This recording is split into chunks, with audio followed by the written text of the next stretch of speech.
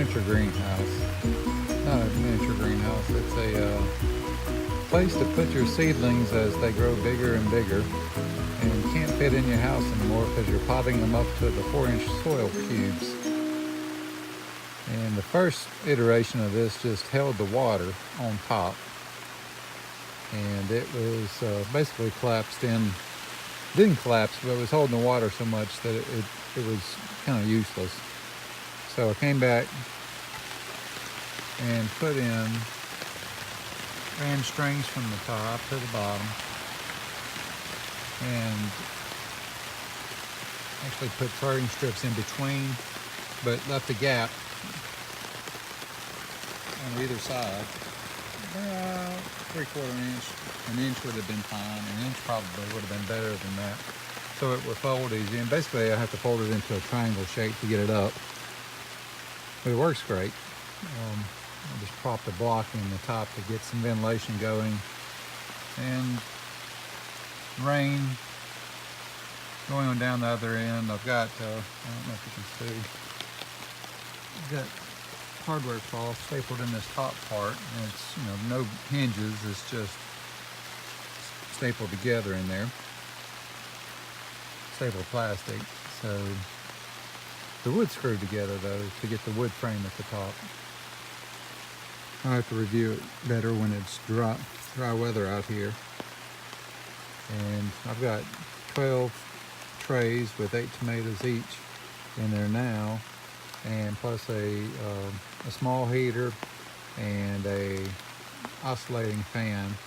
I've got the heater on low just in case it gets cold enough out here that it can actually be a problem for them, but it's not cutting on at all.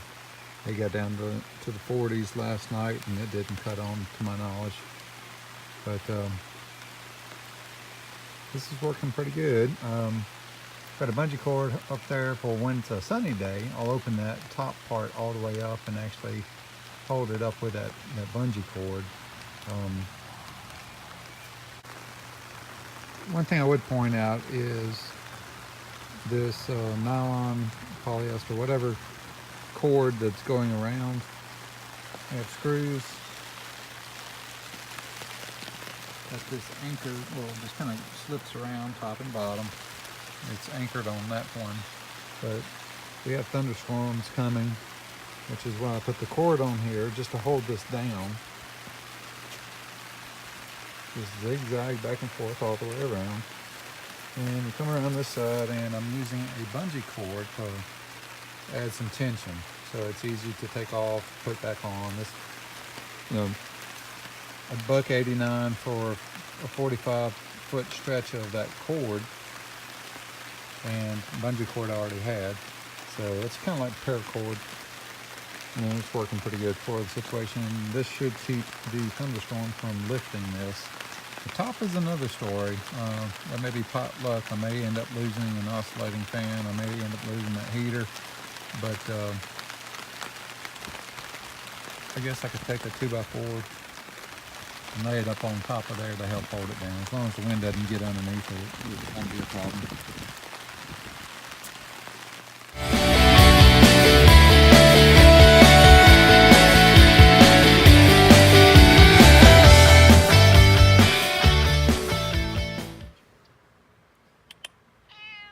What's up, Mischief?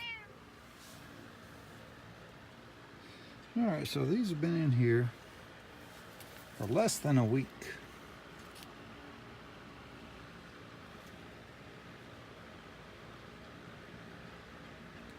My hand span, pinky to thumb, is about 9 inches, give or take that a little bit.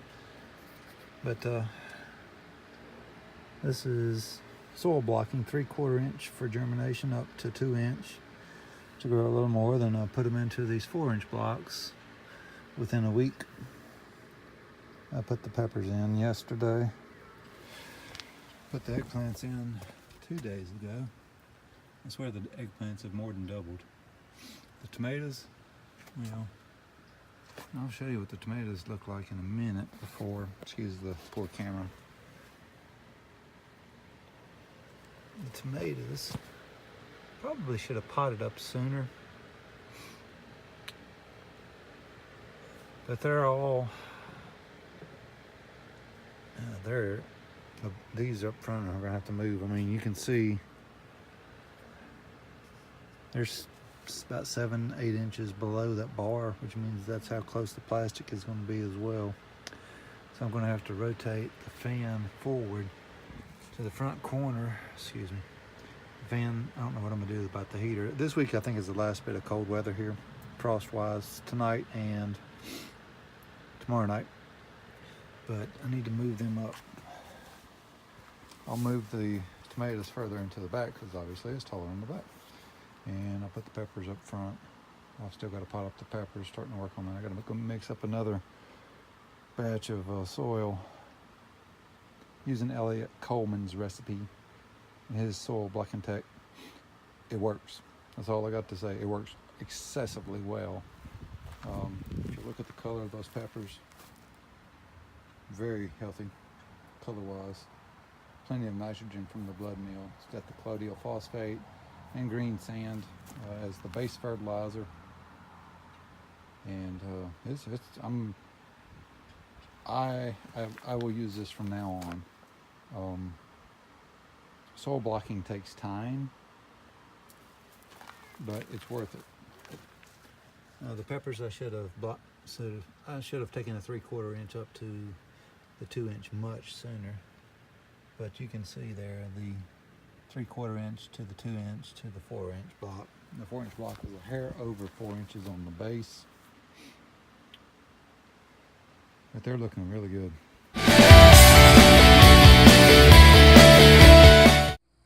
Well, it's first Sunday in April and this greenhouse is too small. The tomatoes are starting to fall over and they're pressing against the top. So there's one more day in the forecast that has potential cold in it, but I'm gonna take my chances and go ahead and get these in the dirt as much as possible. If cold comes, I'll cover with plastic in the garden. But kudos to Eliot Coleman. That soil mix is fantastic.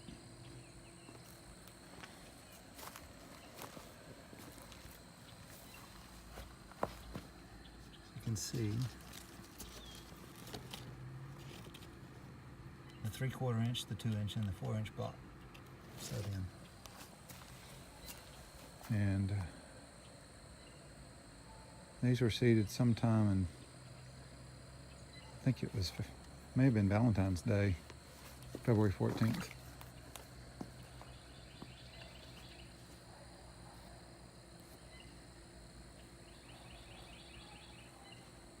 So they're somewhere between 6-7 weeks old.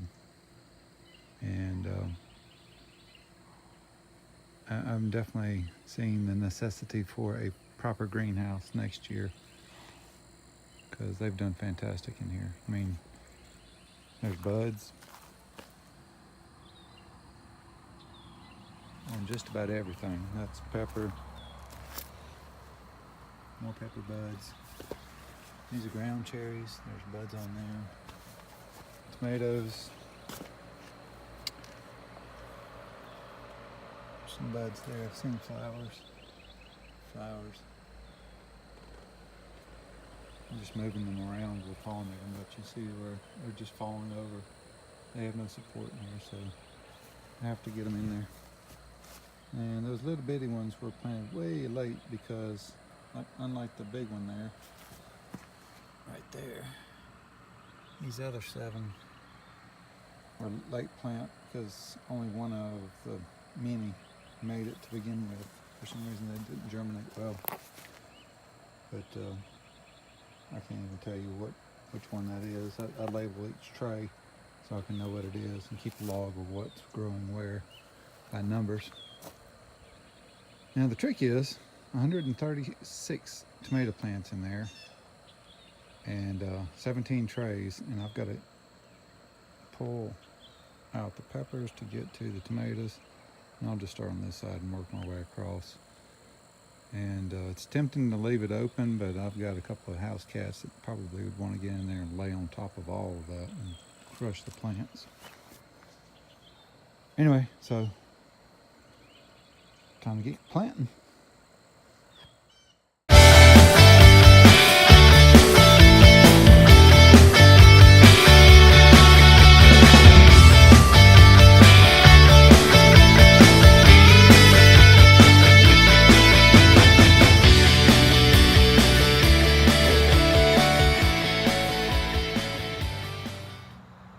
about, I need to look it up and I'll put that in the video, but I'm pretty certain these were planted at seeds in 3/4 inch soil blocks on Valentine's Day.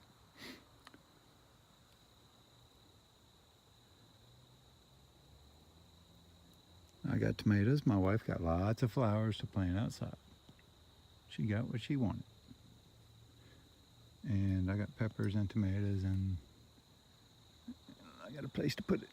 And some sugar cane interplanted with crimson clover and some daikon radishes, which are gone to seed. And I need to figure out what to do about that. I may pull them up before the seeds break out. Don't know yet. Hate to disturb because what's working is working. And this is, I did one of those mason jar soil tests where you put half a jar of dirt and fill it up with water, shake it up for 5 minutes and then set it down and come back 24 hours, and you can look at the different layers and measure it, like sand on bottom, then clay, then silt.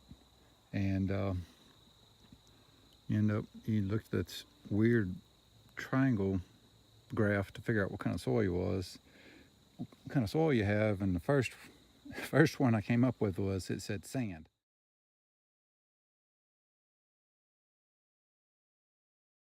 And I was like, nah, I know there's a lot of sand, but there's got to be more than that. So it came up with loamy sand was the next option. So yes, it's very loamy sand. So I'm mixing in a trial mixture of 10 buckets of peat moss and 5 cups of base fertilizer from Eliot Coleman's recipe. And I'm mixing it in with the soil here. And there was a little perlite and one of the things of Pro Mix, which I'm using a little bit of. So actually it's six buckets of peat moss, 4 buckets of the Pro Mix BX with oh, for crying out loud, mushroom stuff. Yeah, look at the words I'm typing now instead of what I'm trying to think of.